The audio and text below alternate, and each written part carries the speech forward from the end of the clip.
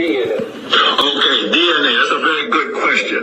DNA is just an abbreviation for a much longer name, deoxyribonucleic acid. That's what DNA stands for. Now, deoxy, see, that's a Latin root. If you trace its meaning, it means God. So deoxyribo. In the Semitic languages, ribo is the same as rabbi. Or in the Arabic, we say Rab. It means the master, the Lord. So here we have deoxyribo, God, Lord, and master, nucleic acid. Nucleic meaning at the center, and acid is like chemical fire. So deoxyribonucleic acid, DNA. What does it mean? God, Lord and Master, the fire at the center of my being. So what does the Bible say about it? It says, in the beginning was the Word. And the Word was what? The Word was God. And the Word was with God. Then it says, after many days, the Word became flesh and dwelt among men. Well, see, that's DNA. So now, the DNA basically is the God molecule that actually is the blueprint for how to make a human being. Every molecule, every protein, every substance in your body was coded for, programmed for, in the DNA. But how did it get expressed as a protein, say in muscle or bone? How did that get expressed physically out of a word?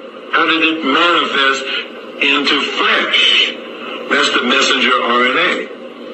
See, the mRNA, the small case M stands for messenger. So it's almost theological. If DNA is the God molecule, well, how does God communicate with the world? He sends messengers, prophets, teachers, with a message. So in the cell of a body, okay, suppose some injury took place. So, suppose you cut your skin, like I got a little thing here. Okay, so a message went to the cell from the DNA. Oh, there was a protein that got destroyed in some cell. We need 300 of those units to replace what got destroyed. So the messenger RNA comes out with that message to code for that protein.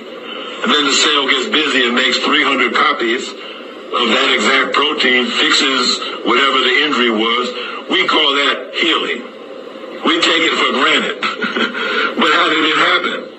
The DNA was in charge and gave a command to the messenger RNA to go make a protein. It's creation taking place every minute, every second. Why? Because it's God that's at the very center of our being. So what does the enemy to God and the righteous want to do?